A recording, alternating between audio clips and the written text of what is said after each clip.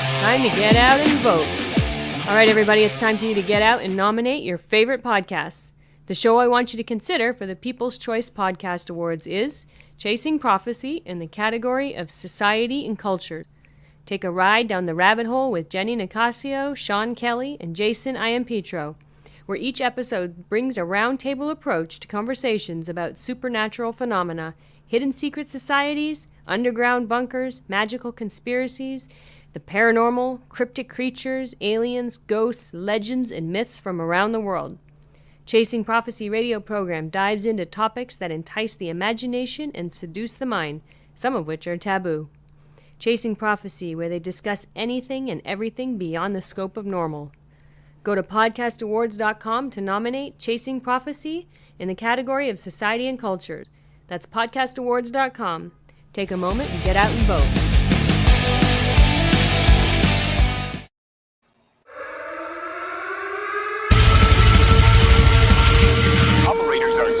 Welcome to Chasing Prophecy Radio, where we discuss the unidentified, the unexplainable, paranormal, conspiracies, and much more.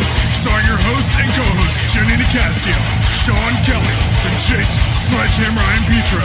Brought to you by UPRN Network. Now for your host, Jenny Nicasio.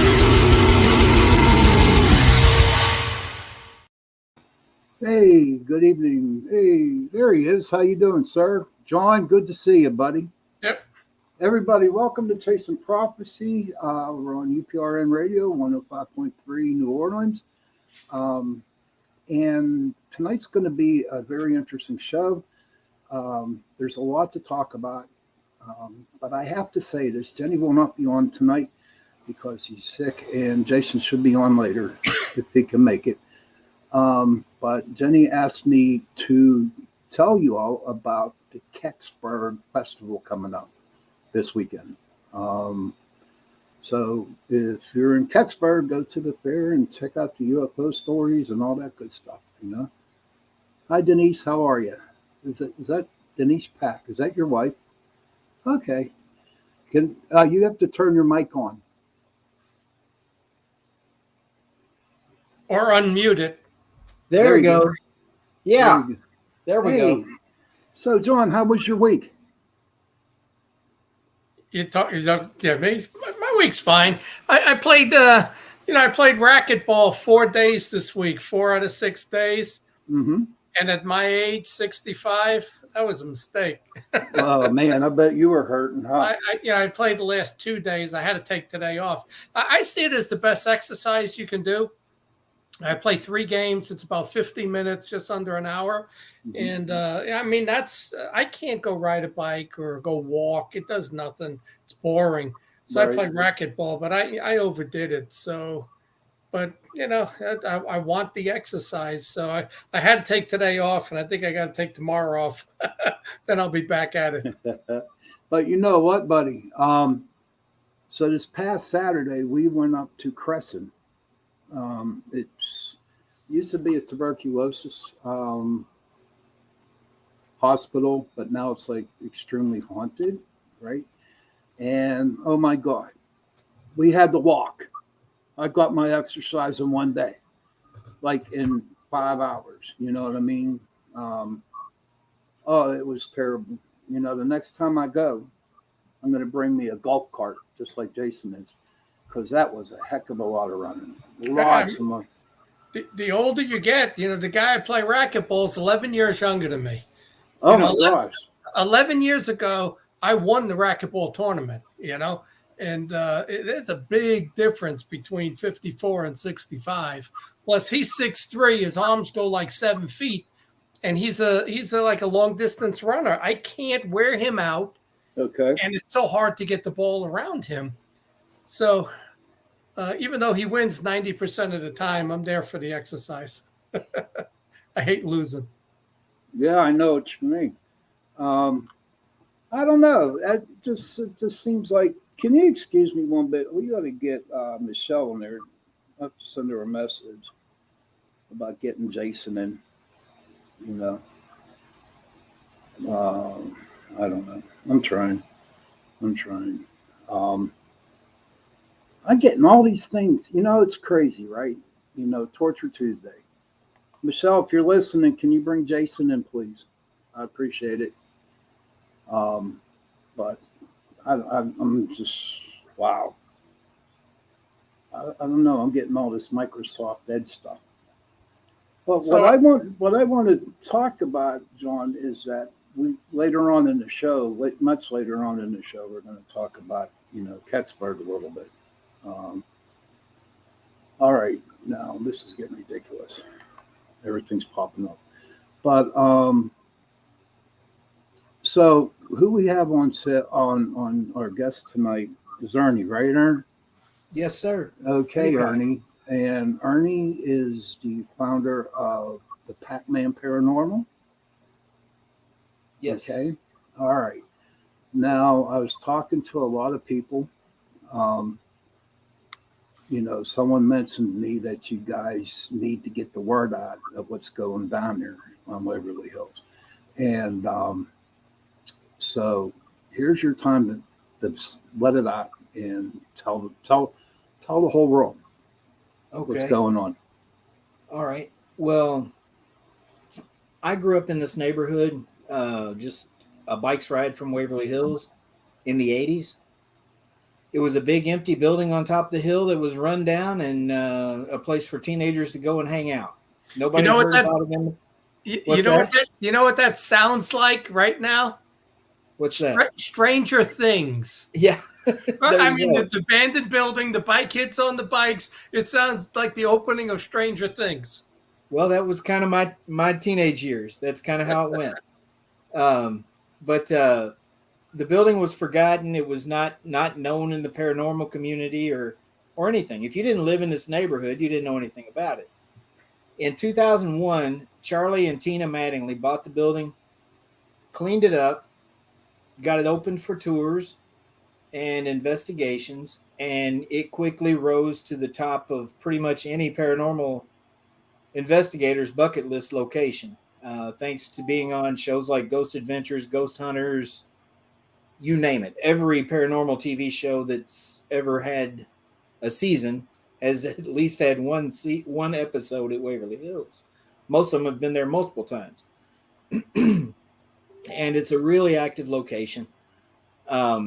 But Charlie and Tina, when they bought it for pennies on the dollar, basically the back taxes that were owed on the building is what they got it for. They weren't rich people. They're still not today, because every penny they were bringing into the building, they were using to restore the building.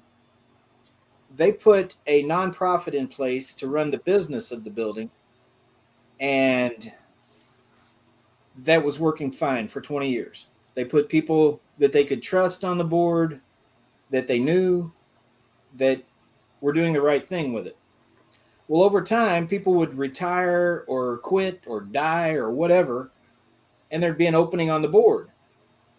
Well, each time there was an opening on the board, that person would be replaced by someone who was part of a little inner circle that basically centers around Renee Clark, who's the president of the board now. And they eventually got enough votes that they voted Tina Mattingly, one of the owners, the redheaded lady that you've seen on all the paranormal shows, they voted her out as executive director. Tina and Charlie lived in an apartment there on the property, inside the building, actually, that Charlie had built. They kicked them out of their home and told them that they weren't allowed back on the property. This was back during COVID. Tina and Charlie both very sick. They got out. They thought, well, we can work this out down the road when we're feeling better. They didn't want to deal with all the stress and everything, given their health circumstances. Well, by the time Charlie's ready to talk to him to try to negotiate a way to, work out whatever issues they had, they filed a lawsuit against Charlie, claiming everything from misuse of funds brought in by the building to not using historically accurate windows when he was restoring the building, which he didn't have to. It was his building.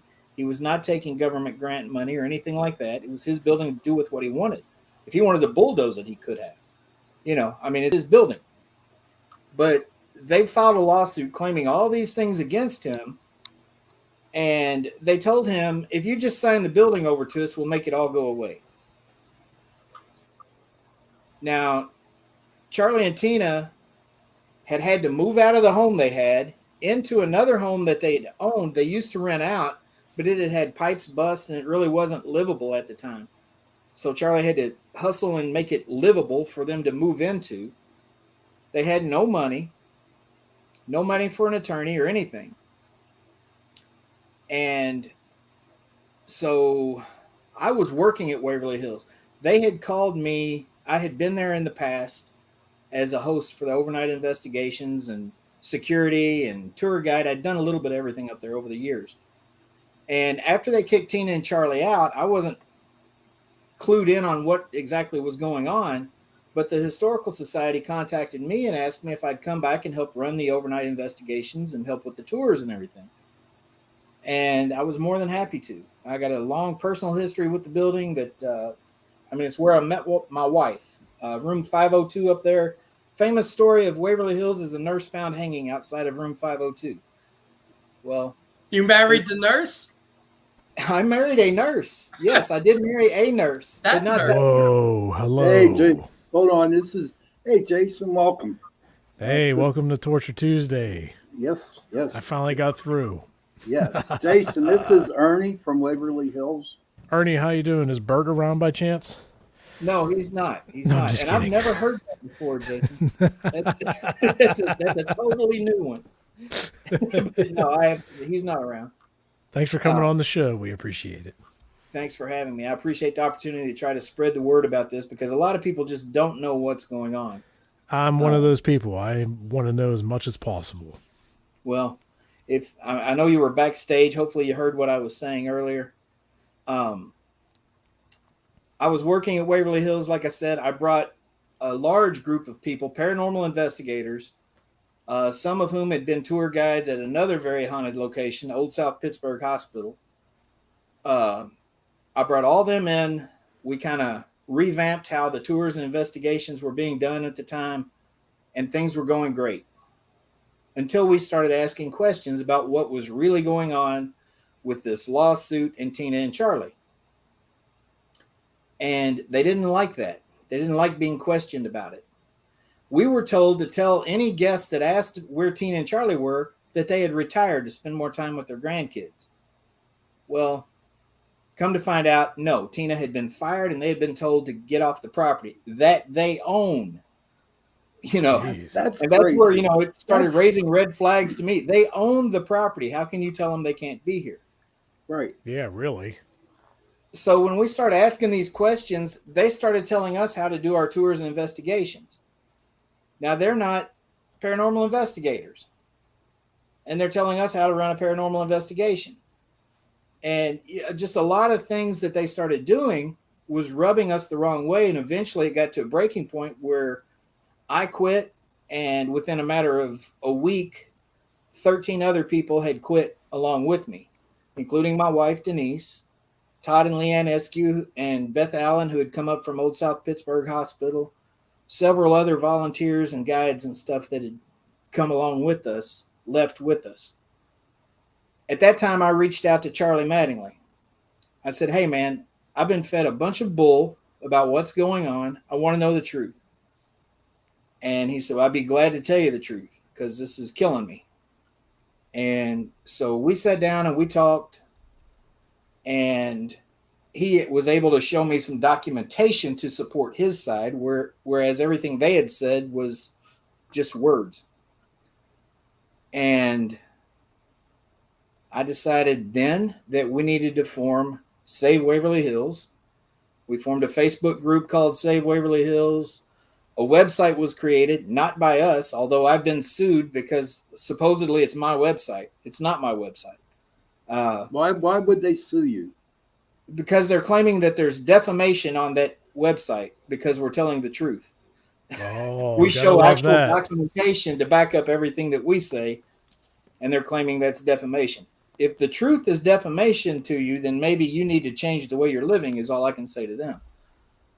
But anyway, we formed this, the Facebook group, the webpage got started, and we're doing all sorts of fundraising efforts and informational efforts to get the word out about what's really going on, raise funds for Charlie and Tina to help fight this in court, because court battles are very expensive. This one's been going on for a year, and Charlie's put probably, I don't know the exact numbers, but I'd say it's probably close to $100,000 Wow. into legal fees by now. And there's still more to come because they keep filing for extensions or delays on the court proceedings. Now, I don't know about you guys, but if I had a lawsuit against someone that was a legitimate lawsuit that I really thought I could win, I'd be anxious to get it into the courtroom.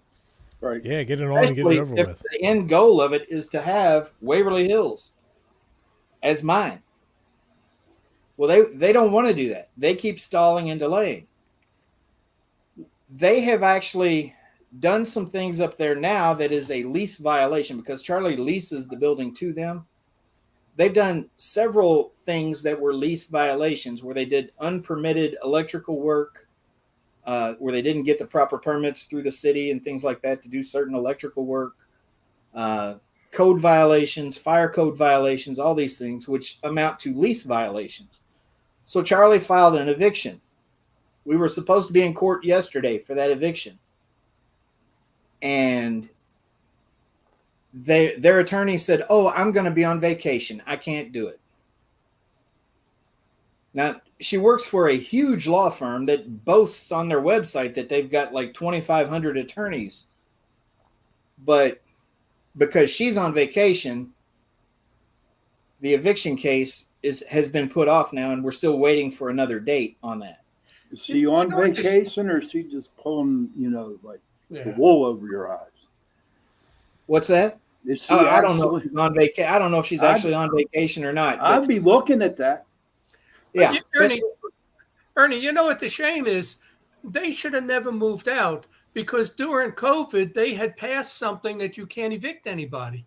Right. Well, they didn't have the power to evict them in the first place. Right. And plus, during COVID, nobody could get evicted. That's what the president said. Exactly. But Charlie, Tina and Charlie, like I said, were both very, very sick. Tina had just gotten back from the Cleveland Clinic where she had spent some 40 days or so in ICU, where there were many times we didn't think she was going to make it. And, as soon as she comes back from the Cleveland Clinic, that's when they fired her as executive director and tell them they got to get out of their home. Charlie needs a heart transplant. They're both in really bad health. He figured that rather than stay there and fight with them, it'd be better to pull her and him both aside from that situation, let things settle down, let them get their health back a little bit, and then go to them and say, "Hey, what can we do to fix this?" When is the lease up? It's a 99-year lease. Oh, geez. So they've still got like 90 years left on that. But the eviction is legit, and we should get the eviction through if it ever gets in front of a judge. Every legal person that we've talked to, lawyers, former judges, you name it, says there's no way they can win the lawsuit, but it's got to get in front of a judge. And they keep stalling, hoping that Charlie either runs out of money or him and Tina die, and then they win. So that's why we formed Save Waverly Hills, to make sure that they don't run out of money. I mean, for them, they want to take control of the place, but I mean, what's it worth? And, to run tours, I mean, how much money does it generate? Is it even worth their while? They have over $4 million in assets right now. It's worth their while. The building not counting the building. I'm talking bank accounts and properties and stuff, because Charlie actually bought a big chunk of property that borders the Waverly Hills property and signed it over to them. But the building brings in easily $1.5 million a year. Wow. If we have a good year with the haunted house, it can bring in twice that. Wow. It stays booked every night. It's $1,000 a night overnight. It's booked every night for overnights. Weekends, they do public overnights and 2-hour tours. on Fridays and Saturdays, and that's like $25,000 a weekend Man. that it brings in right there. So it brings in a lot of money. And then the haunted house is one of the most popular haunted houses in the country. I mean, we run, I don't know, 1,000 people or more through there a night. Where is it located? Louisville, Kentucky. Where? Louisville, Kentucky. Oh, Louisville, right near UPS, huh? Yeah. Actually, the UPS planes flying over the building, landing at night, drive us nuts.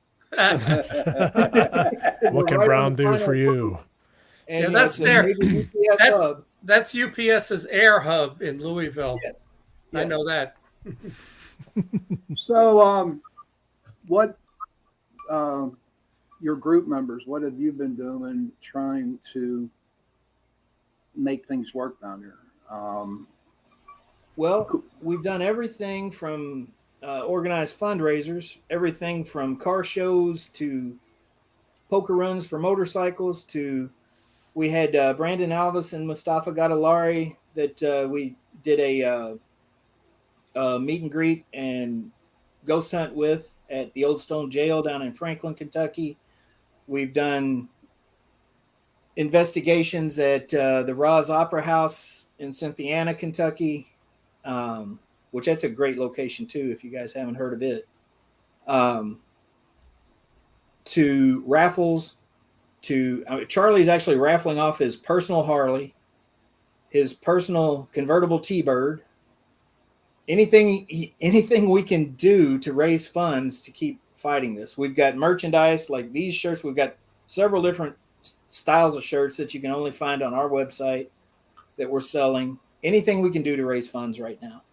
Mm-hmm. And mainly we're spreading, other locations have been donating their spaces, like a night at Old South Pittsburgh Hospital or Wildwood Sanitarium.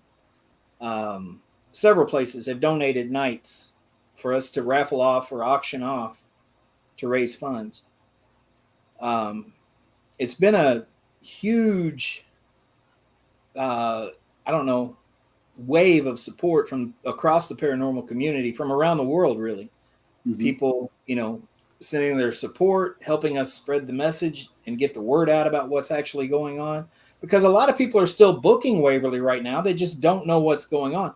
They don't know that their money that they're paying, instead of going to restore the building, it's going straight to an attorney's firm to try to steal the building. Yeah. Oh, geez. Why don't you They have literally budgeted $25,000 a month for legal fees. Wow. I don't know that they're spending $25,000 a month, but that's what their board voted to authorize, $25,000 a month in legal fees.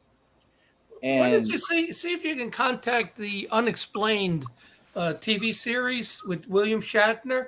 I know he covers things like that. He might cover this for you.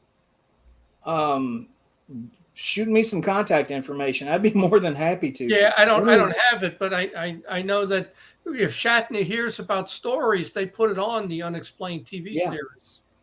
Yeah, that would be something worth looking into, definitely. I mean, we've been on numerous podcasts like this and radio programs, and we're looking any way we can to get the word out about this. And I can't fault people that don't know about what's going on at Waverly for going up there and booking and paying their money, but there's a lot of people that do know about what's going on, and they're still paying and going up there. And quite frankly, that pisses me off. Excuse my language, but it's there's what's legal and what you can get by with in a court of law, and there's right and wrong.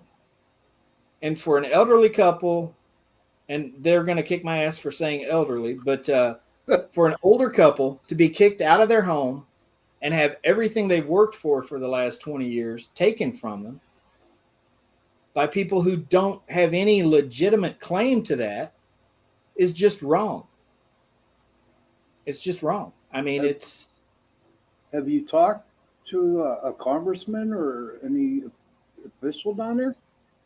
I have a lot of contacts in local politics, and what I usually hear from them is that since there's a lawsuit that's already going on, they don't want to get their nose in the middle of it. Let the courts deal with it. What do you think of that, John?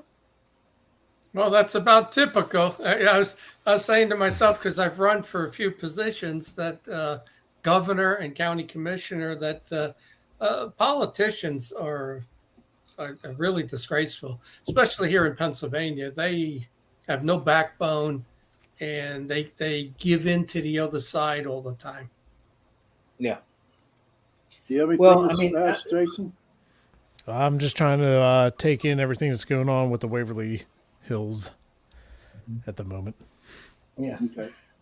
It's a lot, and it's hard Yeah. for a lot of people to believe that it could even get to this point. But I mean, I've the lawsuit is around here somewhere because I'm named in it. Who is I mean, who is the heir to Waverly Hills if that couple passes away eventually? It would go to their children. Okay. They've got a son and a daughter. It would go to their children, rightfully. But if this legal battle is still going on, we don't know how that's going to play out. Well, they can't sign it over to just end the stress. They can't give them something that's worth $4 or $5 million. Right? They can't. This right here is the lawsuit. Holy moly. Shit. Holy It's like- God it's like- almighty. It's like signing for a house. Damn. It is ridiculous. And there's nothing. We have asked them for discovery on this, on all of their claims since January 6th. Give us some proof. Give us something to prove what you're saying in here. They've offered none. Every time they go back to the courtroom, they throw out some more claims to get another extension. They say, well, we've got more claims now, so we can't give you discovery yet. And the lawsuit's on the WHHS website. And if you go to the WHHS website and read the lawsuit, and then go to the WHHS website and watch their little video that they did, you can see that their little video is nothing but lies. I mean, there's nothing in the lawsuit that they have been able to support with any documentation, because we've been asking for it since January 6th. They still haven't come up with it. Well, you either need a different lawyer or ask for a different judge. I mean, you would think just common sense, a judge would step in at some point and say, let's get this Enough over is with. enough. But, in the legal field, they all make money by delaying, and the judges were attorneys, so they know the game. Everybody makes money except you. Exactly. Yeah. Charlie and Tina are just shelling out money. I mean, they just keep putting money out. And every day that goes by, the WHHS is pocketing at least $1,000 a day from tours and investigations, because the building sells itself, Okay. I mean, Excuse me. This Rye Thomas, if 90 days go by without any progress, the lawsuit can be dismissed for lack of progress. So just keep an eye on that. Well, that's what they keep doing, Rye. I agree. And our attorneys know that. But what they do is every time they come up against a deadline like that, they'll just add more claims, and they call that progress. Like a loophole. What type of claims, when you say claims, what type of claims are they adding? Okay, like shoddy workmanship. That, like the parking lot that we've used for 20 years is unsafe due to Charlie's shoddy workmanship in constructing it. Oh, they're just shooting in the dark at this point. Charlie has an excavator that's up there. That's his excavator that he used back when he first got the building and was using it to dig out the crap that was in the building. They're claiming it's theirs now. And when Charlie goes up there to use, because he's still doing work on the lower part of the property that they don't have a lease on, he goes up there to use that excavator. They file another claim. Improper use of WHHS equipment. Unauthorized use. He should just move it to his property. That's what he should do with it. Well, I mean, I think that's where it's sitting now. But still, they're claiming it's theirs. Denise says that stolen cabinets from their apartment that Charlie built himself. Yeah. Remember I told you they got kicked out of their own apartment that Charlie had built inside the building. He built cabinets in there. Well, the house that they were forced to move into after the water damage and everything, and then they were kicked out of Waverly, because of the water damage, the cabinets in there were destroyed. So Charlie took the cabinets out of the apartment at Waverly and put them in that new house. Or not new house, that other house. And they're claiming he stole them. Jeez. Wow. It's his building. He owns it. It makes you not want to get involved with other people. Exactly. Wow. Charlie's only mistake in all this has been trusting people. Yeah. And not thinking that someone would try to take something from him like that. But that's people that he knew, and because these are people that we would have Christmas parties up there, and they'd be hugging and kissing and telling Tina and Charlie how much they loved them and we're all family and blah, blah, blah.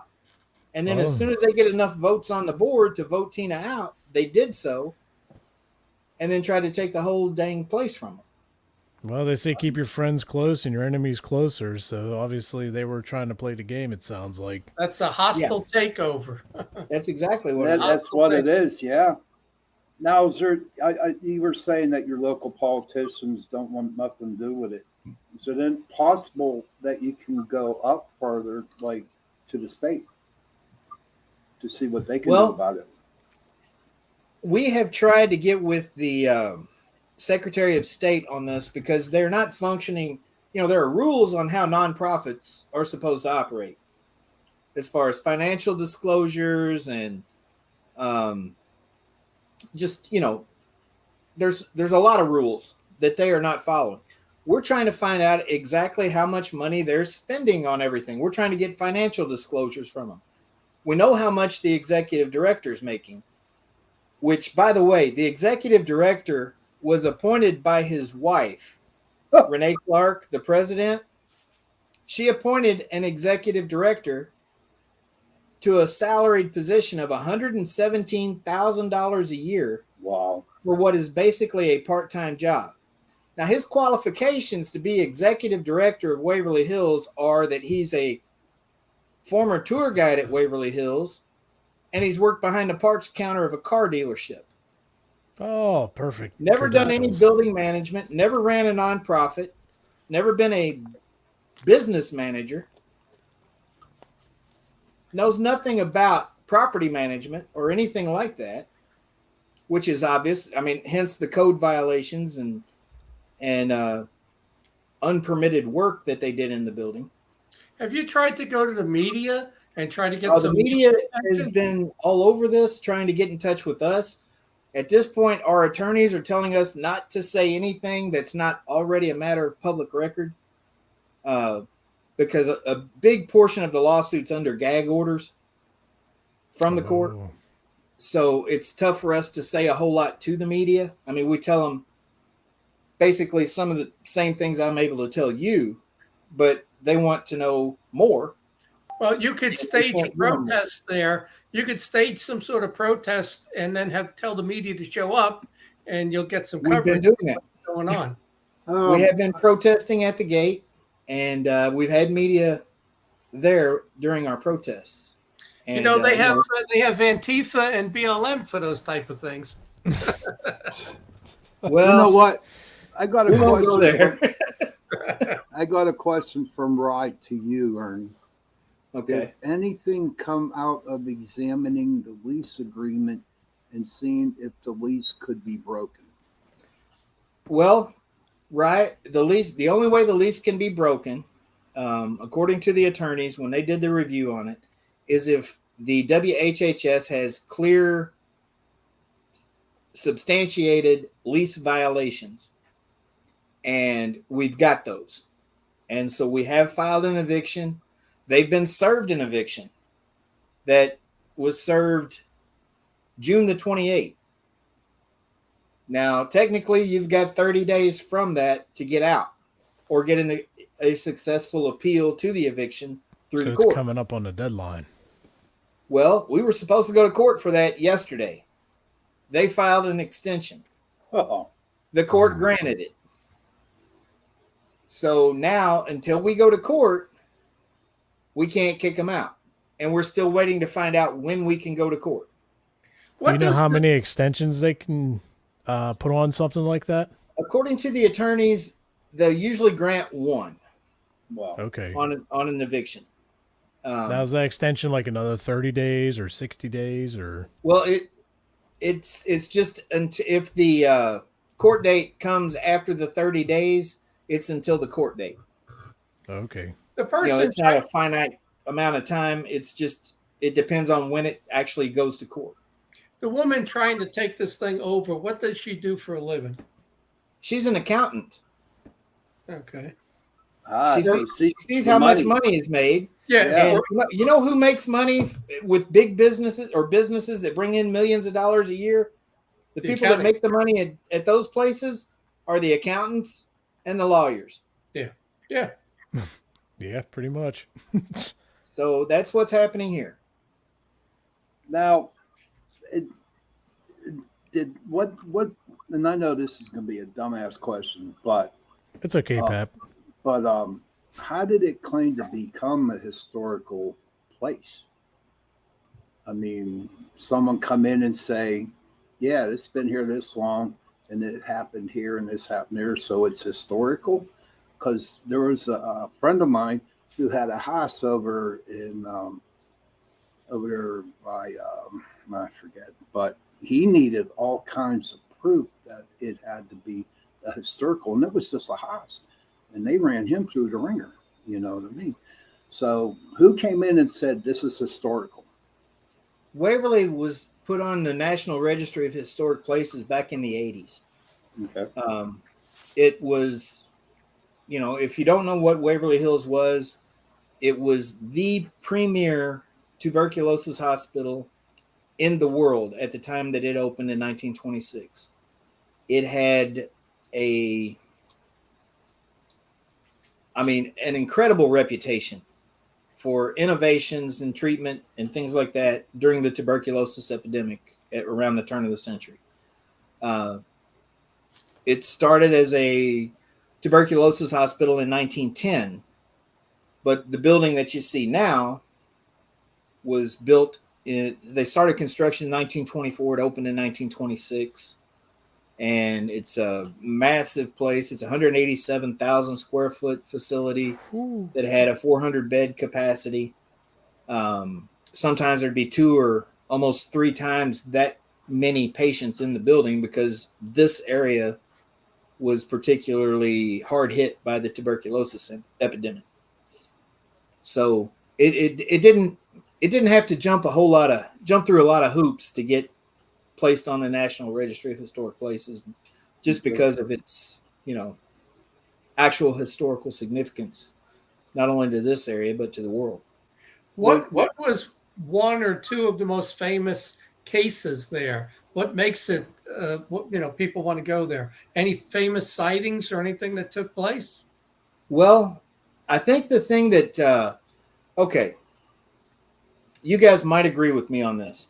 There are a lot of us who were paranormal investigators long before the TV show Ghost Hunters came on TV.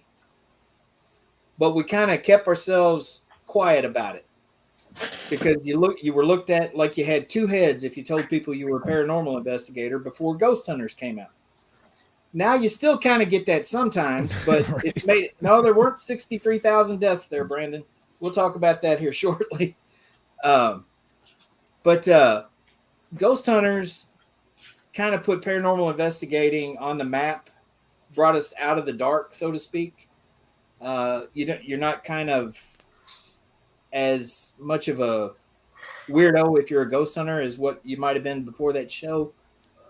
Well, their number 1 watched episode ever was the first episode they filmed at Waverly Hills. they caught a thermal image of a shadow figure running across the hallway. And that episode is what put Waverly Hills on the map with the paranormal community. That is what, like I say, it's the number one watched episode of any paranormal show ever. So it put Waverly on the map. It put ghost hunting on the map.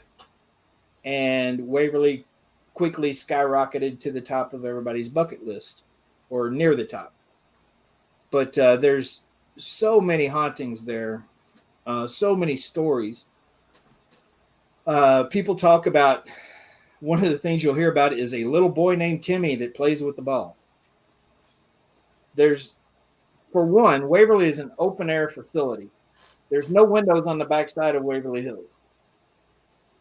The building was designed to catch air and move air through the corridors because fresh air treatment was one of the number one treatments they had for tuberculosis back in the day. So the building is designed to catch air and move it.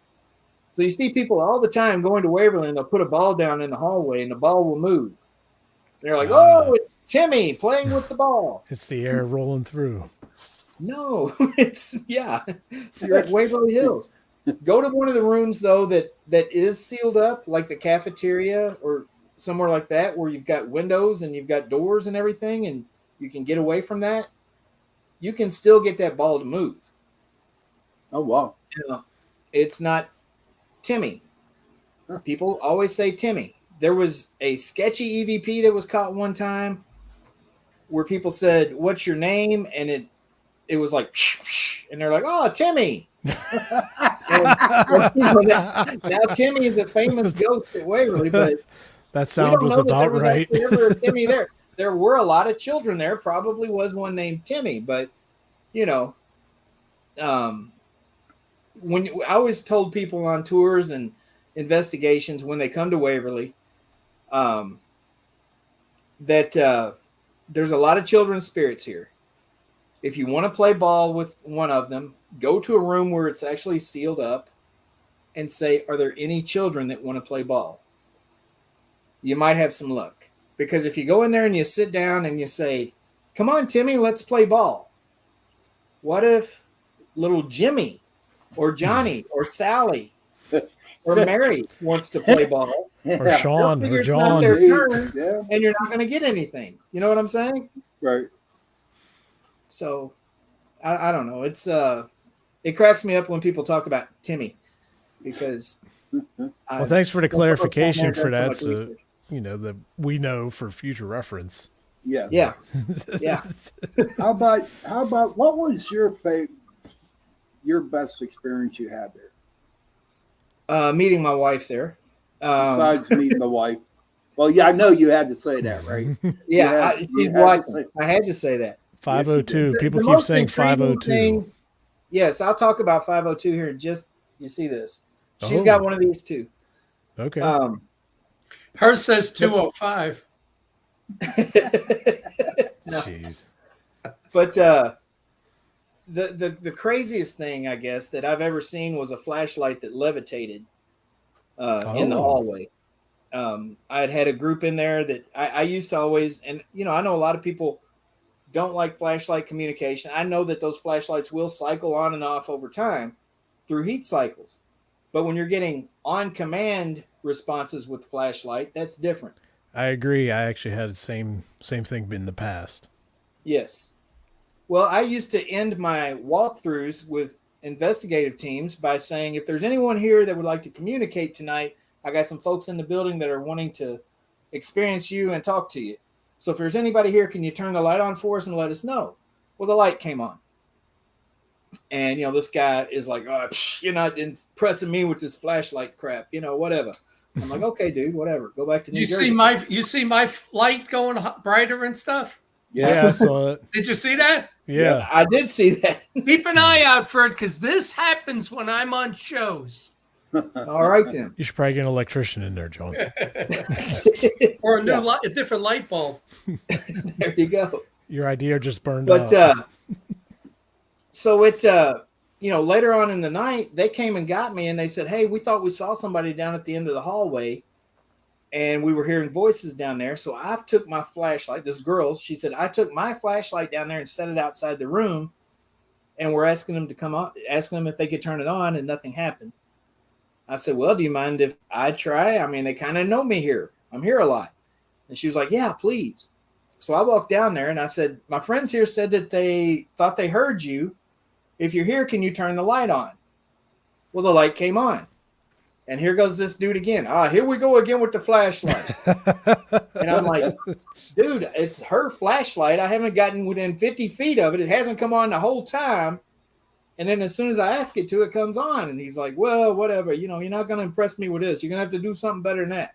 I said, my friend here is not impressed with you turning the light on. Is there something else you can do to let him know it's you and not me? And the light went up off the floor and then fell back to the floor. And I'm like fair enough. Some of that, dude. Damn. How about that happened to us down at the Bel Air House when you and was it Roy down in the cellar? No, that was me and Augie. You and Augie. Tell them what happened, bud. Yeah, me and Augie, one of our other investigators, we were down in the basement of the Bel Air house, and that's where the portal is, and it's crazy, and it's a whole long story, but we didn't know that a previous paranormal group had left a flashlight on the one side of the basement wall, and we're on the other side of the wall, and I have surveillance cameras set up, so it caught everything. So we're there just doing an EVP session, and, you know, just trying to look for K2 hits and stuff. And then when we left that room, we saw that there was this flashlight on the table. And we're like, well, I was like, did you put that there? He's like, no, did you? I was like, no. So we went back and looked at the security footage from my cameras I had set up. And while we were doing our EVP, you hear the light click and turn on right in the middle of our session, just out of nowhere. So I actually got a hold of the paranormal group that owned the flashlight because they had their sticker on it. I was like, hey guys, you know, just wanted to touch base, you know, from the Bel Air house, you know, we found like your flashlight and this and that. And they're like, oh, that's awesome. You know, you can have it, consider it a gift or whatever. I'm like, that's cool. I was like, if you guys like have it, like how long ago were you here or whatever? And it was a while, you know, it was a few months since they were there and they totally forgot it was there. And I was like, yeah, that thing just turned on and I got the footage and they were like, oh my gosh, that's amazing, you know, and it was just really cool just to, you hear it click and turn on. Yeah. You know, there's no other explanation. Yeah. You know, so it's yeah, pretty. It's awesome when it happens. Yeah. I mean, I've had some communication with flashlights like that you cannot tell me is a heat cycle. Right. You know, I mean, the flashlight will be laying there for a half hour when you're not even thinking. You know, you set the light on the floor and you know you start looking at REM pods or millimeters or something else, you know, right, and they say, well, can you turn that flashlight on over there? And the flashlight come on immediately. Thank you, you can turn it off, and it goes off. And you know, I mean, you can't tell me that's a heat cycle when it's been, you know, I definitely agree with you, you know, because there's you know, I've used the little mag lights with the incandescent bulbs, which is the best to use, they say, because the LEDs just don't quite work as well. And there was a couple times where I am thoroughly convinced that it was responses from something paranormal because, you know, like you said, you could tell, you could kind of almost time like heat cycles almost, right. You know, if you leave it sit there long enough, you kind of realize where it is. But when it lights up on command, you know, back to back to back or off. And you know, I feel like that's an easier way for an entity to communicate because they're getting the energy from the batteries or whatever else. Yeah. And it doesn't take a whole lot to manipulate that. Exactly. You know?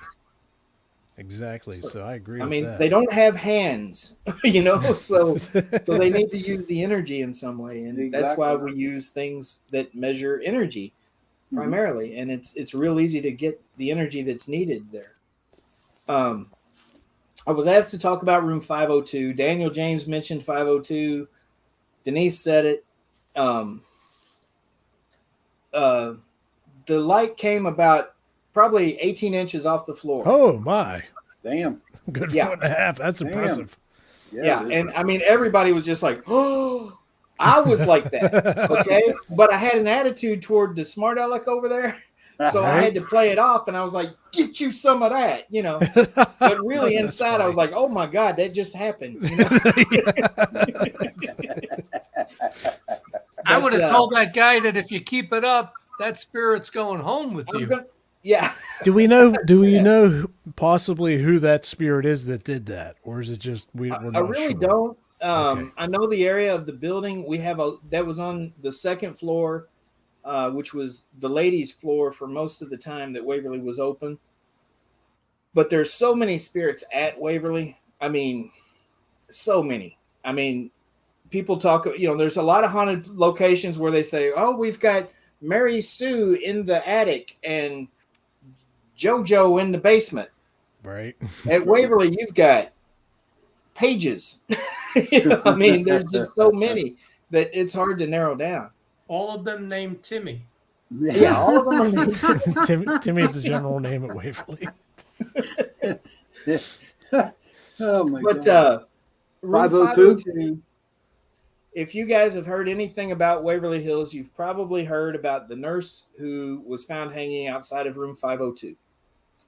The story that's been told forever about her is that it's a hearsay story that was passed down for years and years and told to Tina and Charlie by a guy who's a former employee at Waverly, who claimed that one of his relatives actually helped cut the body down. Now, there's no documentation for it, all just word of mouth. But what he said was that this nurse had been having an affair with a married doctor, that she'd gotten pregnant, contracted TB, thought that maybe she couldn't handle a pregnancy and fight the disease at the same time. So she thought it was best to have an abortion. The child was aborted, flushed down the toilet of room 502, which is a bathroom. Ooh. And then she hung herself outside of room 502.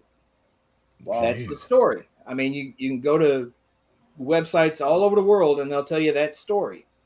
Well, that story never made a lick of sense to me for a lot of reasons. One, the fifth floor housed the sickest of sick children back at that time. And in the other ward, there are two wards on the fifth floor. One ward had children. The other ward had patients with tubercular meningitis, which is basically TB of the brain.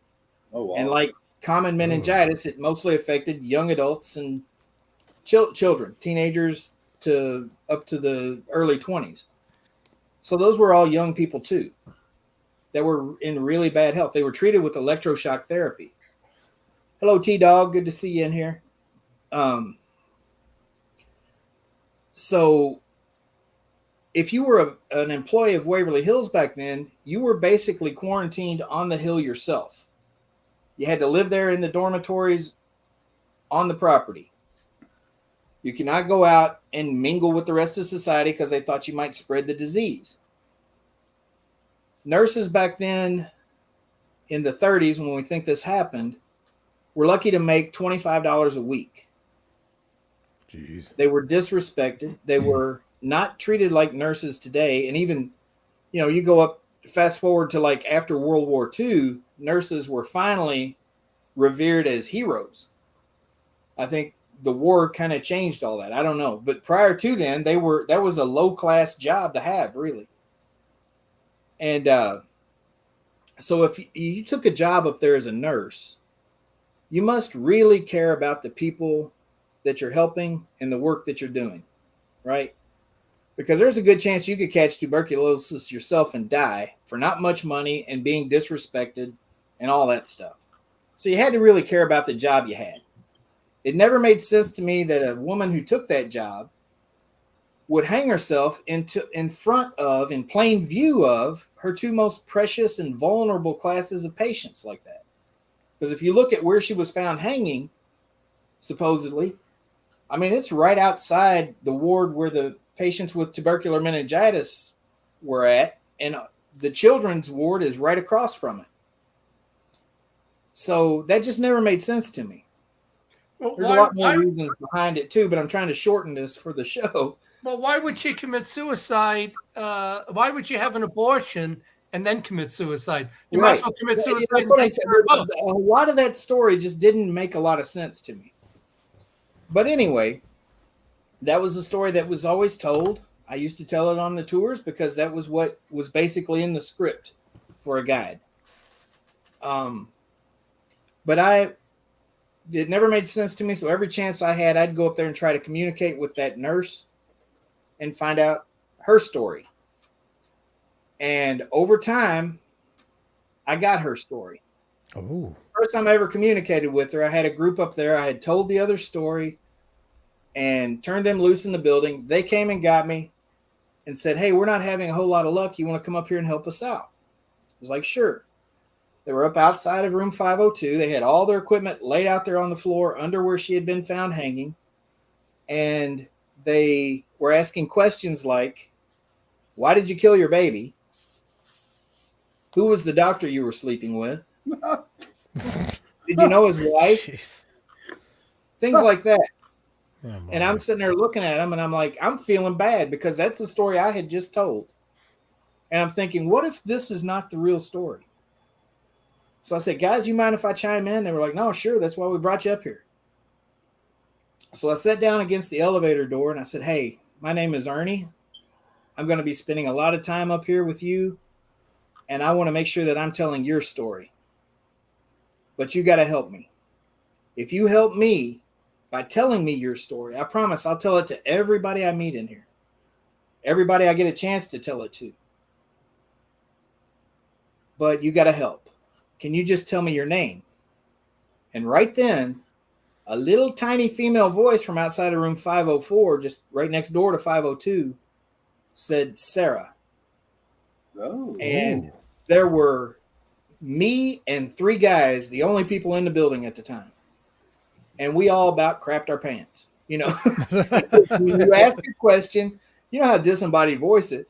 You know, if you ask a question, you're waiting for something to light up or maybe be picked up on a EVP you can listen to later. Yeah.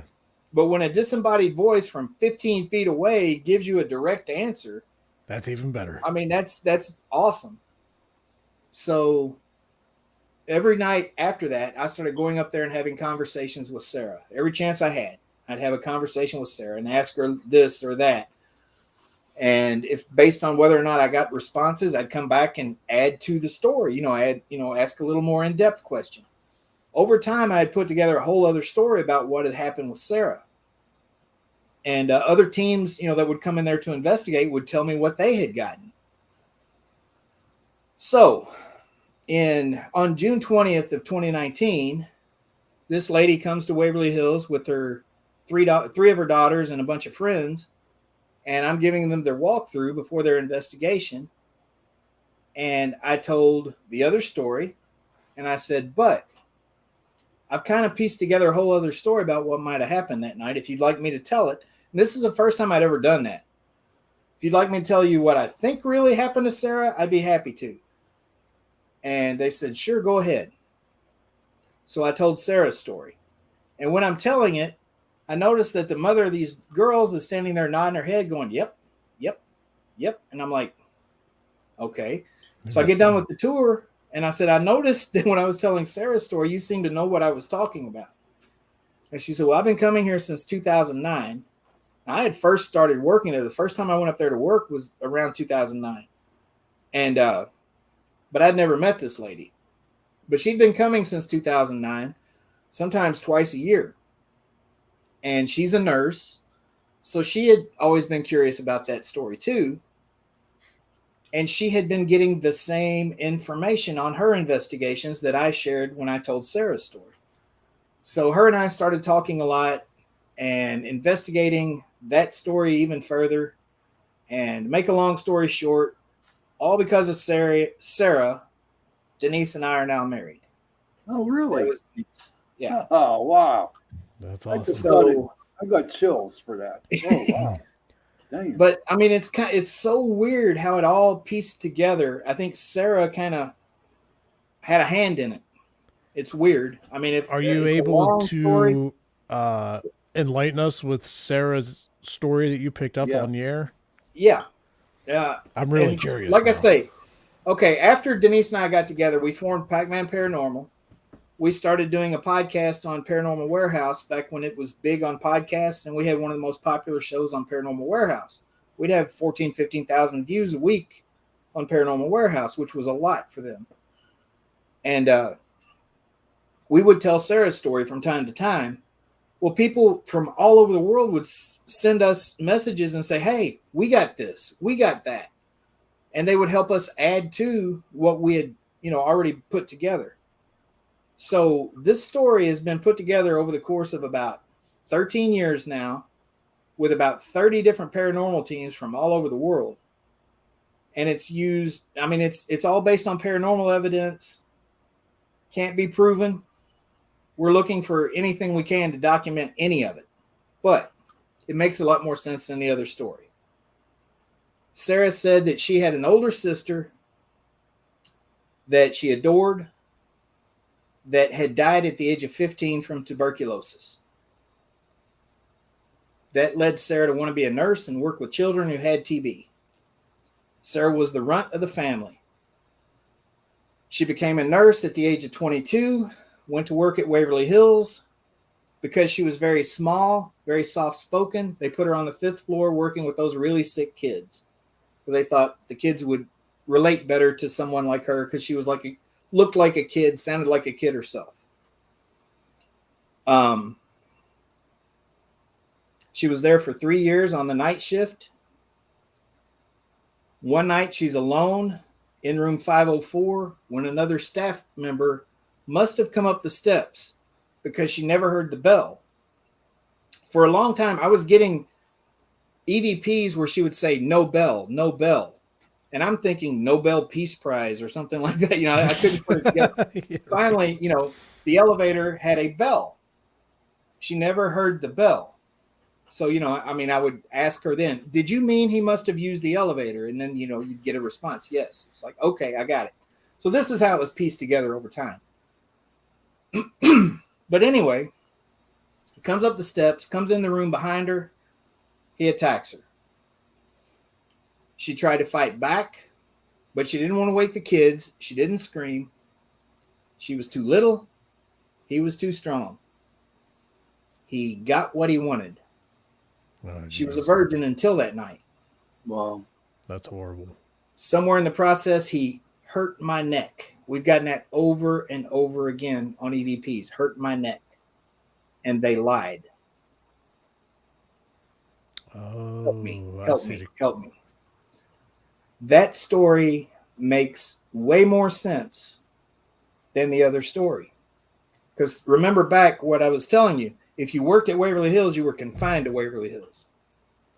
If you're a sexual predator, which had been around since the beginning of time, you get a job at Waverly Hills, let's say as an orderly, which is who we think did this. Where's your pool of victims going to come from? The light brightens up. Yeah. Yep. Yeah. Yeah, that definitely makes sense. That being Your the pool truth. of victims comes from the hill. The perfect victim is that tiny little nurse working alone on the night shift up there with the only witnesses being really sick kids. They probably aren't going to make it anyway. And that would make sense why there's no documentation for the cover-up, because the cover-up was a cover-up. Exactly. And the other story makes more sense. A cover-up. Yeah. The abortion story, like Denise says, covers up the rape of a virgin, because they say when she was found, she had blood dripping from her toes and running down from her from her private area. So they said, oh, she must have had an abortion. Well, a virgin who's raped, you might have the same kind of things. There was no abortion. So that's pretty heavy. So with the very first story, did you change the story to your story than from the old one? Last year, when I went back to work up there, I would tell both stories. I would say, this is a story that you've probably heard about Waverly Hills, but that story's never made sense to me. Let me tell you what Sarah has told me. And I would tell Sarah's story. And as I would tell it, I'd look around the room and I'd see everybody like, yeah, that makes a lot more sense. And a lot of people would chime in and say, oh my God, I got the name Sarah. And I got no baby. I got rape. I got this, that. Hello, Shannon. Hello, the Todd. Hello, everybody over there in the chat. And that makes sense too. The amount of time it took to gather all that evidence, Yeah, and having so many other groups get the same stuff, essentially. that's crazy. Yeah, that to me is more of a validation for the story that's the real I truth. love it because, like I said, I mean, you know how it is when you get paranormal evidence. You're like, well, we got something that I mean, they said that the guy's name was John that shot himself, at a location, or whatever. And then you get evidence, and the guy's saying, "My name is Dallas, and I was stabbed." And you're like, well, that's not the story. You know what I mean? So you're like, am I crazy? Yeah. Right. But Oh, when you yeah. get 30 plus other teams that are coming to you saying, we got that. That's what we've heard. And so, yeah, like Denise says, I had a friend that used to work with the Jefferson County Coroner's Office. She now works in D.C. doing something. But she, back when I first started getting Sarah's story, I asked her, I said, is there any way you can go back in the archives and see if there was ever a fetus found in the septic system at Waverly Hills? And she checked. She said, I can't find where there was ever a fetus searched for, much less found at Waverly Hills. So I got nothing. So. Right. And that takes it back to being a cover-up. Yeah. Well, back then, abortions were not legal back then, right? Yeah, they were. And actually, abortions were common for women who had tuberculosis. I mean, they were. And they had a doctor on staff who would do those? That was, just the regular surgeons would do them back then. Wow. And there was no record showing that took place, right? No, none of the doctor records. A lot of the records of Waverly are, it's very convoluted and it sounds like you're making stuff up or something, but this is a fact. Waverly Hills was a county hospital, basically. It was funded by the Jefferson County Board of Tuberculosis, which they actually used to have one of those back during that epidemic. And so all of the records for Waverly Hills were stored at City Hall downtown. Well, the 1937 flood came through Louisville and flooded downtown Louisville, City Hall. The records were kept in the basement at City Hall. Oh, wow. So all those records were lost. So, that's why it's hard getting an accurate number on the deaths and everything else. And, then someone throws, some documentary throws out a number like 63,000 and that sticks. Wow. We've been able to, like Denise said in the chat earlier, we've been able to document somewhere close to 12,000 deaths at Waverly. We think the number might be twice that, but it's hard not to tell. 63,000. No, 63,000. I mean, you think about that. How often people would have to be dying. I mean, we do know that there were times at Waverly where, 24, 25 people a day would die. There were times like that. They have like a cemetery. Only has 3 trays in it for bodies. Oh. And that was not enough. That would fill up really fast. They would have bodies lined up down the hallway outside the morgue because they didn't have any trays for them. So they converted an old maintenance area into an auxiliary morgue. They put some blocks of ice back in the corner with fans blowing across them and would store bodies in this old maintenance area. Oh. And there were times when that room was full. We've seen pictures of that room full. Jason had a good question. Is there a cemetery down there on the premises? There's rumors of a cemetery. There's rumors of a mass grave. We can't find it.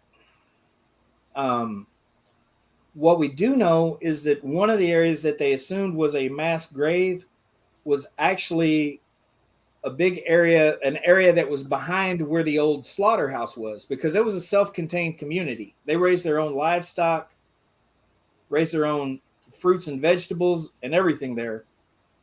for the patients. You know, all the food that was served at Waverly was raised or grown on the property, and they had a slaughterhouse.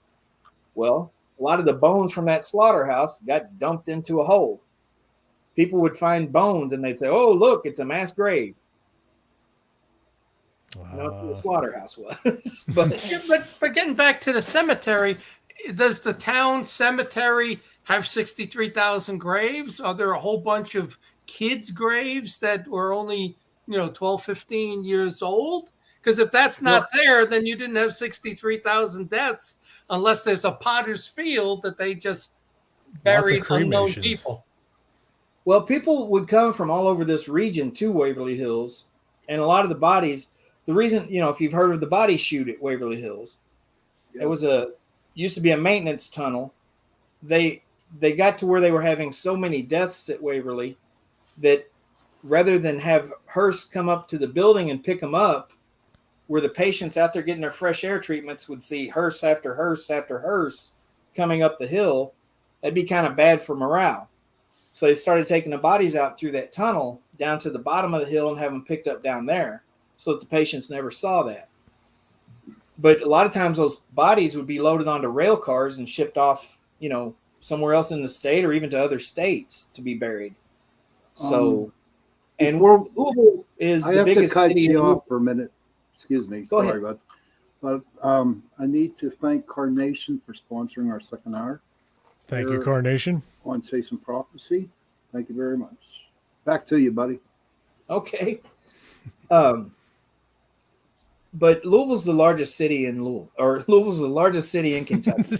We've got a lot of cemeteries. And Cave Hill Cemetery, very famous cemetery in the paranormal community even, is here. It's like 400 acres. It's a large cemetery. So there's a lot of places for these bodies to be scattered out to. And that's what makes it so hard to get an accurate count and an accurate, this person did die at Waverly. It's hard to say. Did they have a crematory there? List Waverly Hills. Others just say Louisville, Kentucky. Or they might even say Pleasure Ridge Park, Kentucky.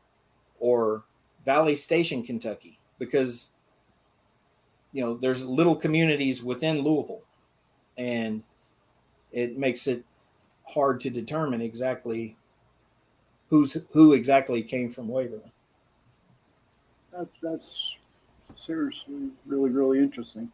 Did they have like a crematory there that, maybe when people passed, they cremated them to stop the virus that their body had, or like there's conflicting stories on that.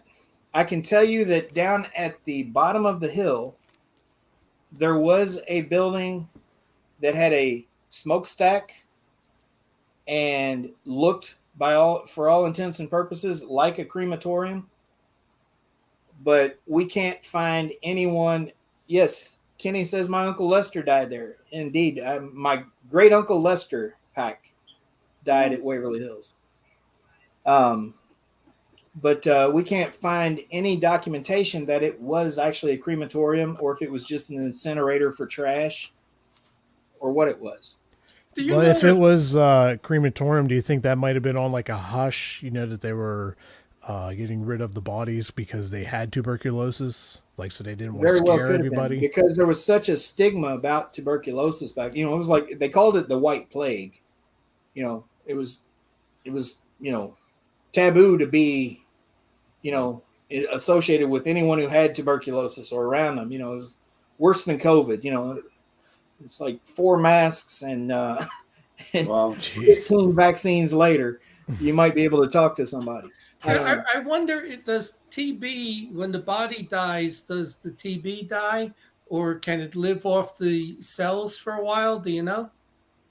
From what I've been told, I'm not a medical expert, but from what I've been told, tuberculosis is a bacteria that can survive for, at the most, 3 hours outside of a living host. Oh, wow. Okay. Oh, wow. That's plenty of time to get a lot of people sick. Yeah, but it's not there now. So, you can come on up to Waverly once Tina and Charlie get the building back. Come on up. It's safe definitely. Well, maybe somebody should say they found the tuberculosis room and it's an issue. Yeah. There you go. No more tours. Maybe we could get. No, that's a good move, John. That's a real good move there. Yeah. Everybody come out. All the tour guides come out coughing with a bloody rag. Oh, man. God almighty. I thought I was crazy and sick. You're going to get named in the lawsuit, John. You better watch it. The mind's going now. It's like I'm writing a story. I'm going to have a story written for Fate magazine come Monday. Wow. I'm sorry you're going through all this. I'm sorry that the owners are going through all this. I think it's a bunch of BS. Yeah, it is. Rough. I mean, it's ridiculous. And I think anybody out there listening to the show tonight, if you have any suggestions for Ernie and to say WaverlyHills.com, please get a hold of them. Send them an email. Help them out. Because I know with this shit happening down there, I ain't going to come down, spend my money. I might come down and have a cup of coffee with you, but that'd be about it. Come on down and take you over to Bonnie and Clyde's Pizza. We'll have a cold beer and a good pizza. But no. Can't threaten me with a good time. No, all I know is that anybody out there, please help these people out. It's worth saving. And being a paranormal investigator, just like Jason is, and Ernie and a lot of other people, personally, me, if I had a message to send to all the paranormal teams, stay away from Waverly Hills now until it gets back together, because all you're doing is feeding these people money and nothing's happening, and I'm sorry, but they're assholes down there in Kentucky. Have you talked to Rand Paul at all? I haven't talked to Rand Paul, but I do have connections with Rand Paul, and I need to get in touch with Rand Paul, see if he can use any of his clout. I mean, look what he did to the doctor. You know what I mean? He put him through a ringer. I'm sure Rand Paul could help you out. He might be able to. And like I say, I do have connections with him. I've talked to him in the past before all this happened, but I might try to reach out and see if he can pull any strings for us. But hopefully it gets resolved so we can come down in the next couple of years. Or whatever, man. Investigate, check it out. Hopefully this will be resolved in the next couple of months. And there's going to be a huge party on the hill when that happens. It will be blasted all over the internet. And everyone that has been supportive of Save Waverly Hills, Tina and Charlie have already said we're gonna let them know how much we appreciate them by taking care of them. So exactly what that's going to entail, I don't know, but I do know we're going to have a big party on the hill that everybody's welcome to. Lisa Witt says, can you get a hold of Mayor Bike Lane? Lisa Witt, I have no use for him. Our mayor here in Louisville is terrible. But anyway, we'll get away from politics because you're going to piss off half the people that are watching, no matter which side you take. So I'll just stay away from that. Amen. But no, we've our main thing is we need funds. There's a GoFundMe that's listed on the website. There's all kinds of merchandise that we can get to you for reasonable prices. We have events coming up. Our next event, I think, is not going to be till Labor Day weekend. We're hoping we'll have the building back by then and we can do the event at the building. Fundraising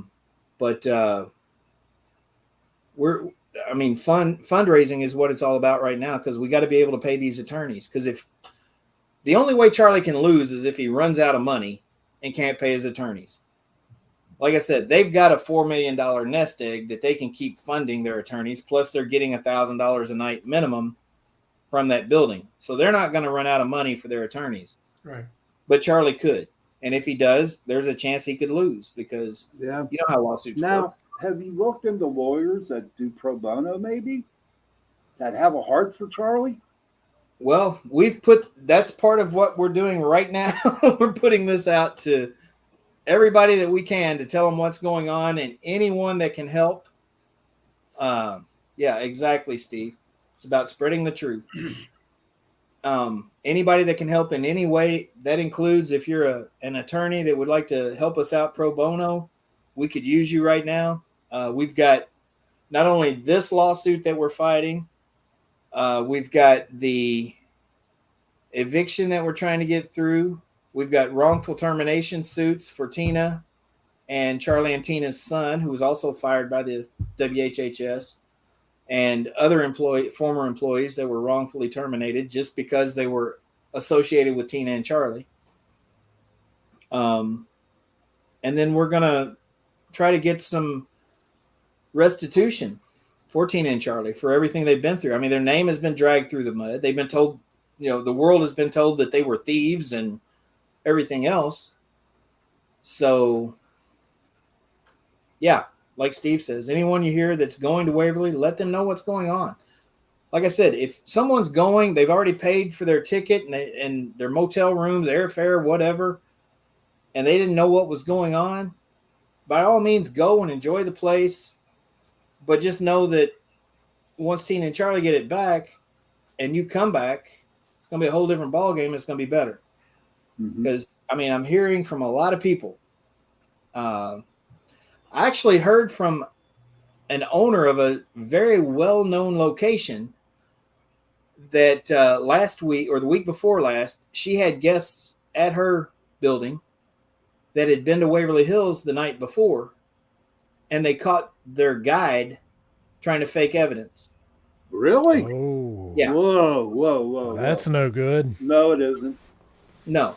Now, it was always, just totally understood by everyone at Waverly that, you do that one time, you ruined the whole game. Yeah. Yeah, because it You don't spreads by have to mouth. do that at Waverly Hills. Waverly Hills is haunted as can be. Okay? I could tell you story after story of hauntings at Waverly. There's no reason to fake anything there. There's some nights when nothing happens. I will say that. But it's like any place else. You ever come across any what you would consider demonic activity? Anything really bad? Yeah. I don't know that it's demonic, but there is something. I will say this. All the places I've been investigating over the years, and 25 years I've been involved with this, I might have encountered a handful of cases that might be demonic in all that time. You watch these TV shows and it's like every week there's a demon or somebody's getting possessed or something.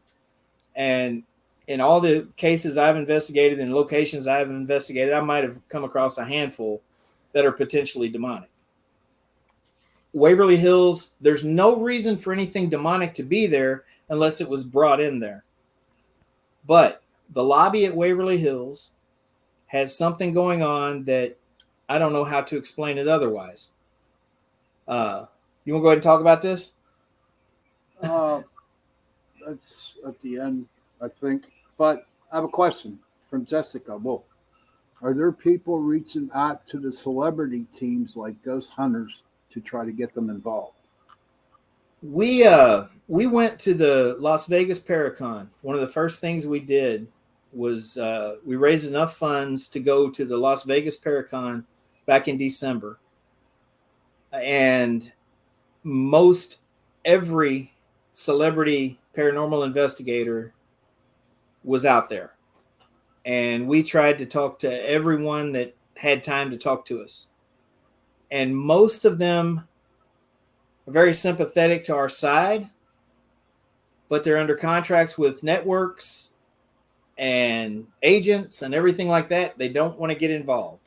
Wow, man. That's, damn.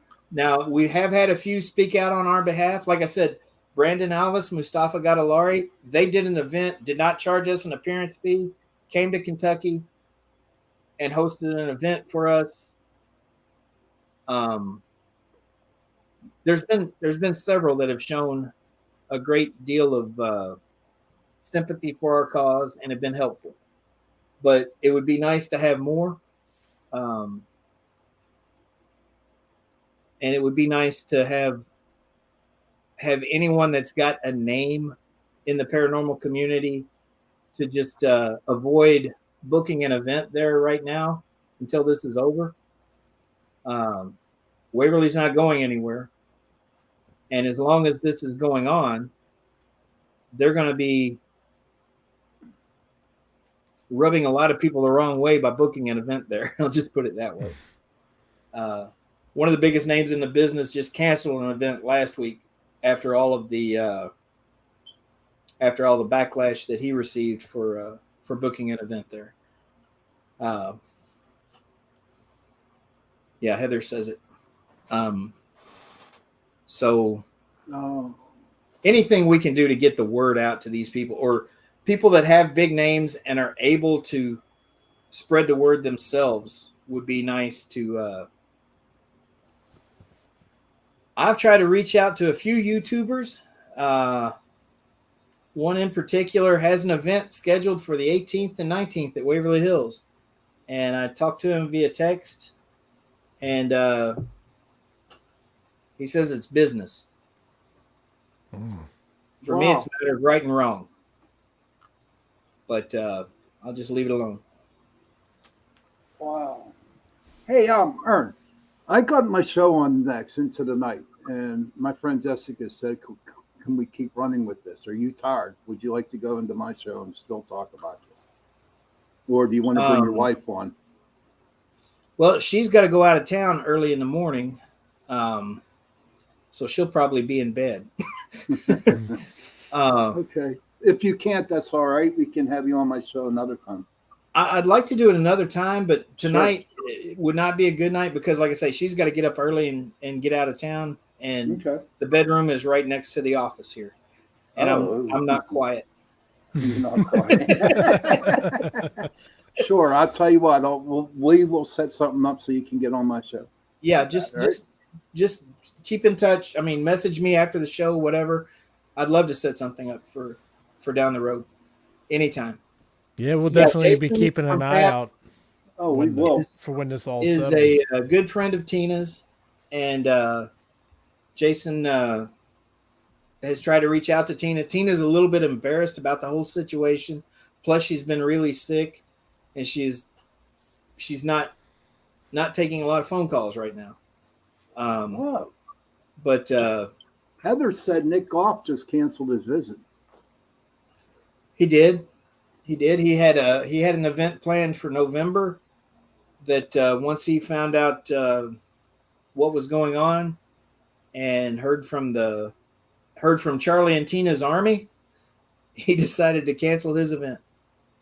We tried talking to WDRB. That's a news channel here in town that, yes, we have talked to. And there's a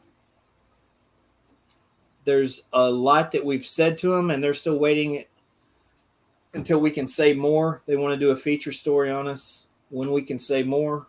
We've been on the biggest iHeart radio station in this part of the country, WHAS radio.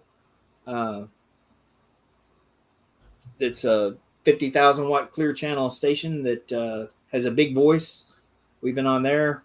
We've done everything we can. Well, Thank you, Shannon. We appreciate it. Boy,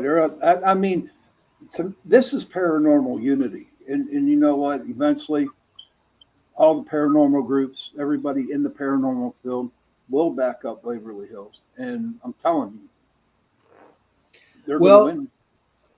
Like I always like to say, the paranormal community is real good when we hear someone, has a tragedy in their family or has a bad illness or is in financial need or something like that. The paranormal community has always come together and helped one another. And they've been real good about it. Well, I see that building, which is just a quarter mile that way from me, as part of that paranormal community, part of the family. And Tina and Charlie, as the faces of Waverly Hills, are definitely part of the paranormal family. Well, they're in need right now. So we all need to come together and help them any way we can.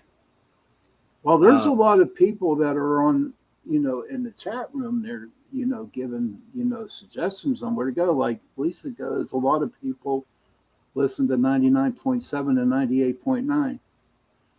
Yeah. And then Jan Acosta is saying we need to get in there and talk to them. They need to reach out to us, and we'll say what we can. Like I say, there's a lot of things that we can't talk about publicly because of the gag order, but we'll get on there and be happy to at least let people know the basics of what's going on.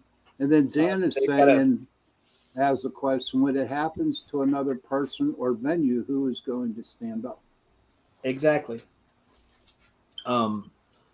Because Charlie, there was a point when Charlie he's told me he was ready to give up until he saw the support from the paranormal community. And he's fighting now. And it's all because of everybody out there that's in the chat, everybody that's been following the story and has decided to stand up for what's right. Like I say, this is a matter of right and wrong. It's not a matter of who you like, who you don't like, or it's not a matter of I'm doing it for the building. Like a lot of the people who are guides up there now or work for the WHHS now, they've told me, I'm not trying to get in the middle of the lawsuit. I just care about the building. Well, if you care about the building, that building would not be standing without Tina and Charlie. Right. And they own the damn building. So if you care about that building, you need to be supporting them and not the people trying to steal it from them. Now, Jan says here to support that Pack Paranormal started. Well, what you guys need to be on there. We have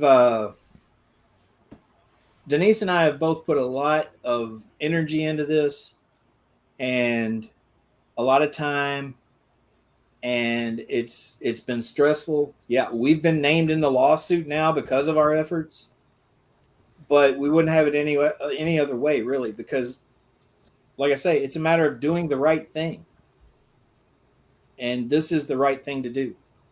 And I'm going to stand up for the underdog or whoever's being bullied or whatever anytime I can in any situation. But for something like this that has, such a personal attachment for me and her, right? We're gonna fight until the end on it. Like she says, we'll fight. We fight till the death. Exactly. And why not? Why not? It's kind of been our motto from day one. Our show here, Chasing Prophecy, we do get a lot of listeners too that are worldwide. So it's not just here in Pittsburgh; it's worldwide. And you know what? We're going to help you as much as we can. We got your back. Well, I appreciate it. Yep, truly appreciate it. Is there any? How can people get a hold of you? How they can donate money? The whole 9 yards.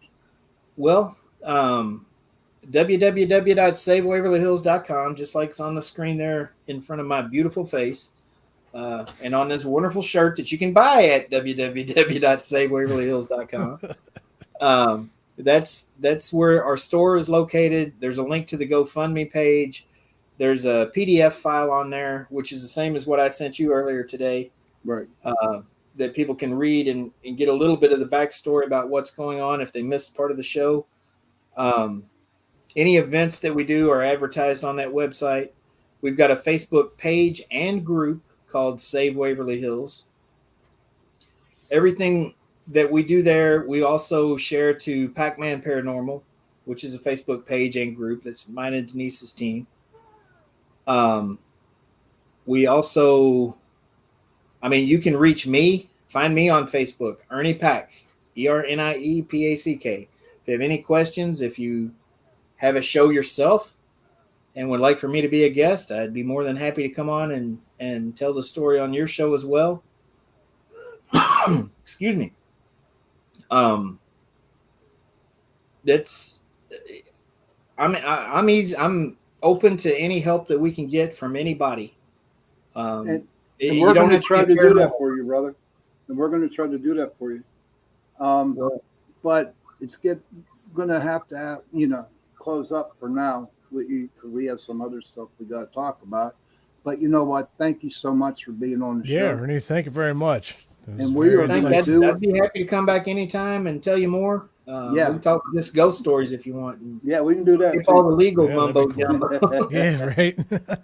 So everybody out there, please, please, please, if you're a paranormal group, don't go to Waverly until this crap is over with. Okay. Thank you again, Ern. I'll talk Thanks, to you Ernie. soon. You have a great night, sir. Thank you. It was great meeting all y'all. Take care. Take care. Wow, man. Oh, John left too. John. Yeah, John. John. John, come back. John. Was he backstage now? Yeah. Good night, Heather. Good night, Ronnie.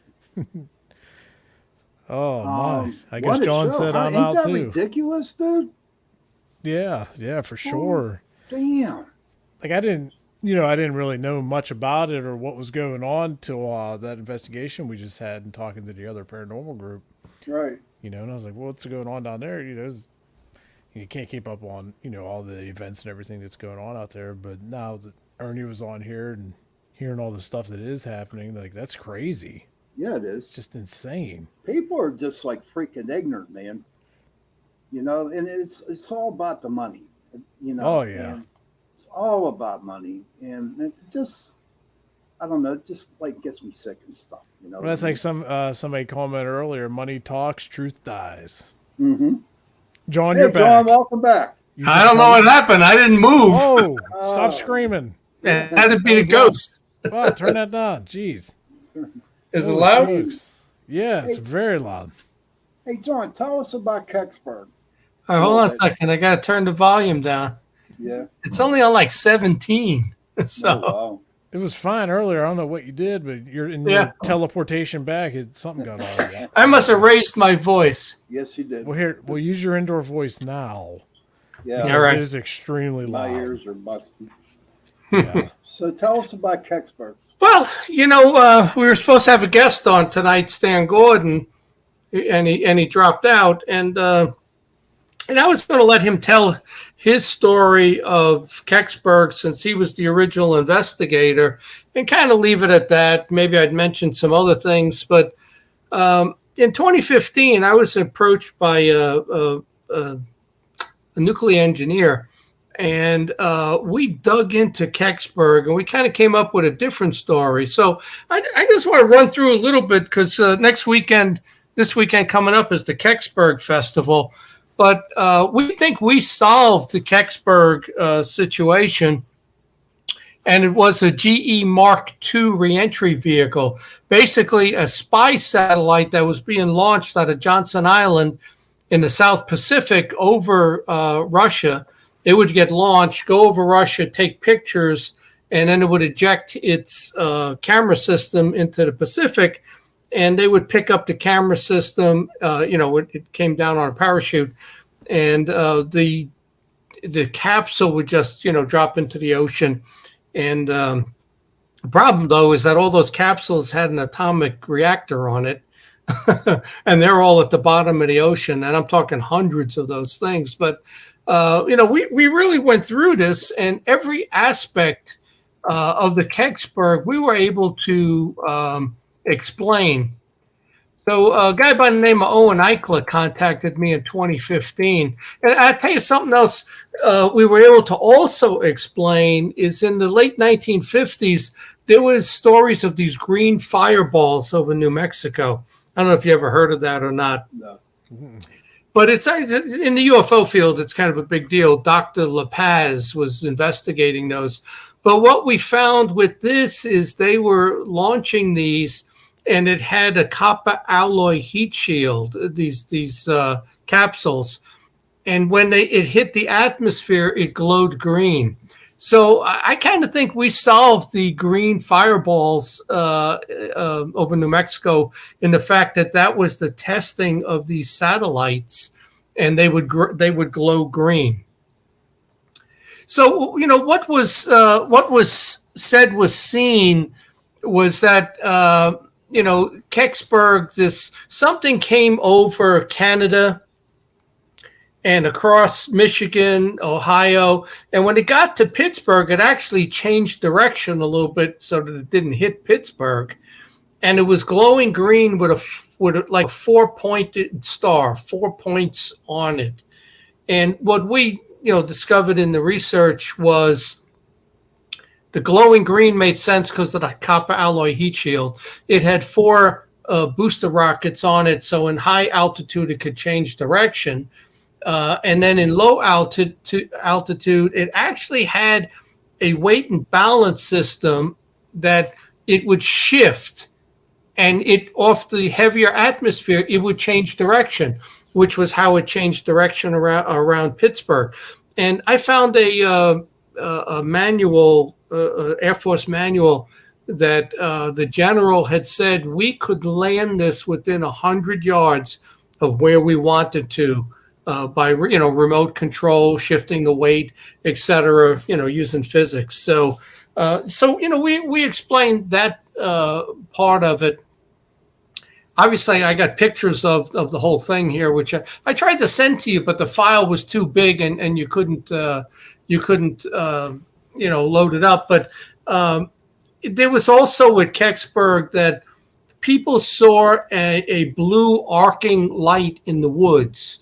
Well, this thing had an atomic generator on it, and people said they had seen 4 NASA people carrying a large box into the woods, and they had the white radiation suits on.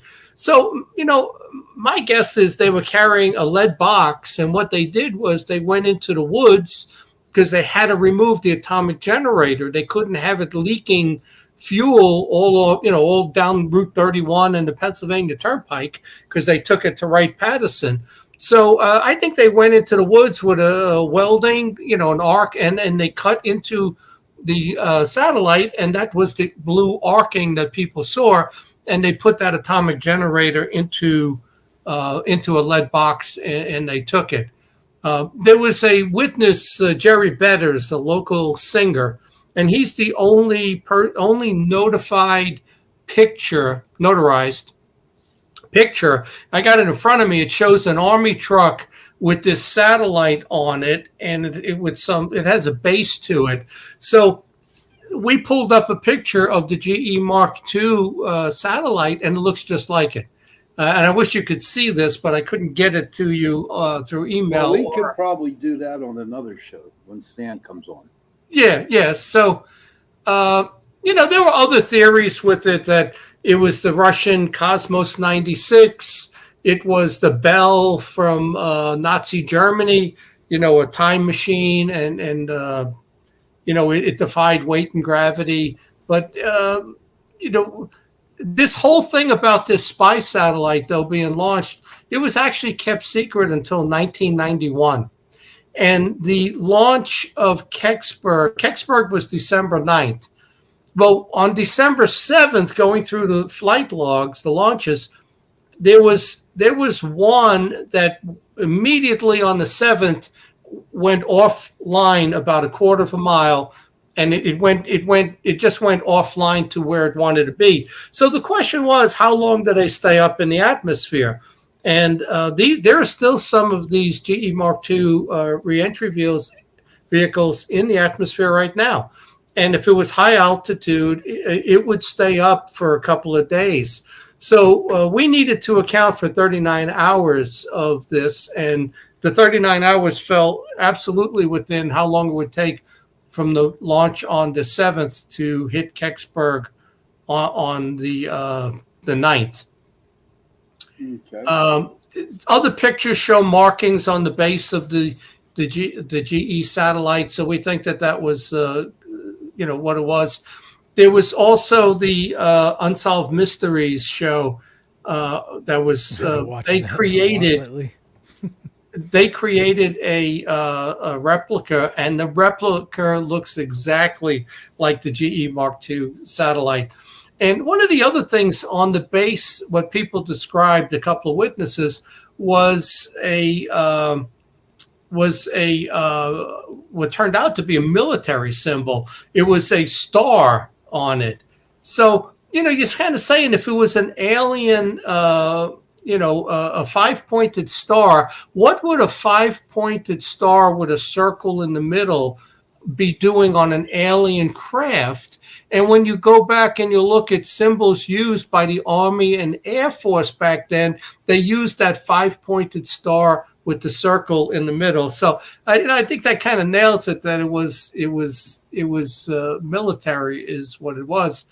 Some of the descriptions that this thing was 10 feet tall and put on a flatbed. Well, flatbeds back then were only 7 feet wide. So it probably wasn't 10 feet tall. And there were some descriptions that kind of said that it wasn't very big on the flatbed. So, I kind of think that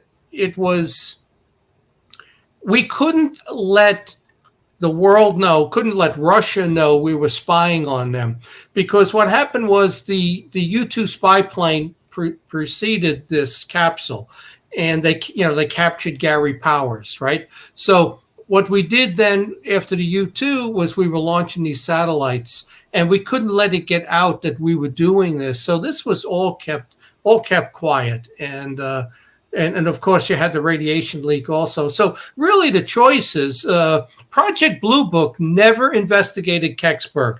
Kecksburg in the UFO field is considered probably the top 5, maybe the 5th most important or most well-known UFO case. But yet Project Blue Book in 1969 never bothered to investigate it. That doesn't make sense. Some people say it's a meteor. It was a UFO. It was the Russian Cosmos 96 satellite, or was the Nazi Bell. And we added to that list it was actually a U.S. spy satellite. And one of the interesting things was when we put this together, the Pittsburgh Post-Gazette printed the story. It was front page in the living section, not the front page of the paper. The Tribune Review in Westmoreland County here refused to print it because they said it would hurt the Kecksburg Fire Department's fundraising. So they didn't want the truth. They just wanted to go along with the urban legend. But the reporter from the Post-Gazette sent it to a military website, I think it was Stars and Stripes, and they put it on the front page of the military website. Mm-hmm. And from that, we were able to find the guy in charge of the Army operation there in Kecksburg. So the documentation at the time said only like 4 people showed up. But the witnesses said there were at least 25 Army there, 4 NASA, a couple of Air Force people. So it proves at least that they lied about how many people had shown up. So we were able to find Gordon H. Rawson. He was the Army Lieutenant Colonel in charge of the Kecksburg investigation. And I have his picture. So, Unsolved Mysteries, all the people that looked into this never found out anything about the military people there. And we were able to identify the person that headed up the investigation. And he said he was told it was a Soviet satellite that crashed there. But that doesn't mean that they told him the truth about what it was, because they didn't want it to get out that we were spying on Russia. But, a bigger mystery, I think, to the whole thing was that the reporter, John Murphy, when he was ready to break the story, he was visited by 2 men in suits that they say were men in black, and took a lot of his notes and pictures and told him what story to tell. And then he died. He got hit by a car in California, and that seemed very suspicious. But the other guy, Jerry Betters, who made the only drawing of it, he got hit also by a truck in Connellsville and killed. So what's the odds of 2 major witnesses getting run over and taken out? Coincidental. Very coincidental. So, this is a good story that something did happen at Kecksburg. I'm not saying that Kecksburg didn't happen. It did happen. But what was it? Was it an alien? And in this field, these stories, when you dig into them, they become these urban legends. And next thing you know, there were stories of Kecksburg where it opened up and a hand came out, and it was a 3-fingered hand that came out of the capsule. That never happened. And there's a guy at Wright-Patterson delivering bricks, and he saw an alien on a gurney, but he was able to walk in, deliver his bricks, go into this high security area, see the capsule, which he said was 10, 12 feet tall, and it wasn't, and an alien on a gurney.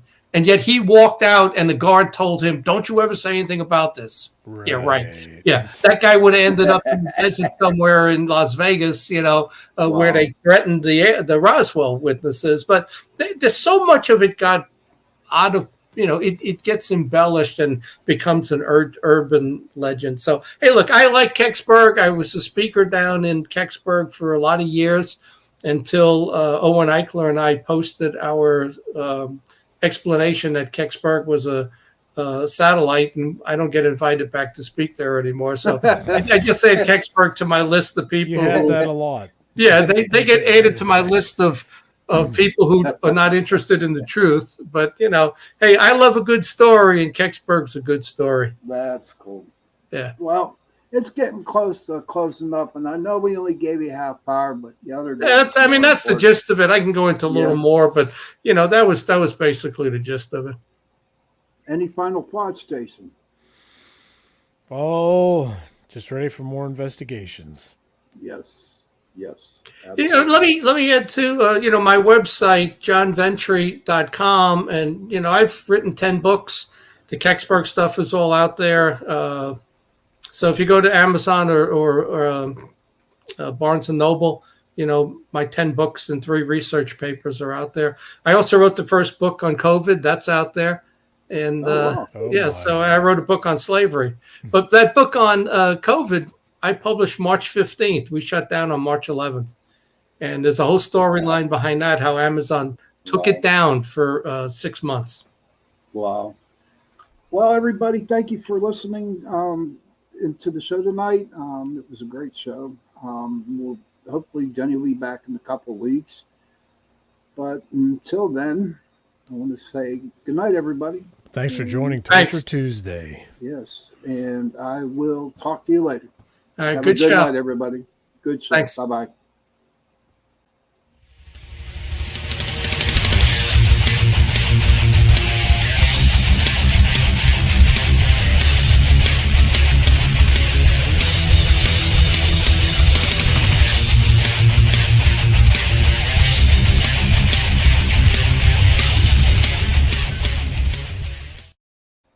Hey, brother.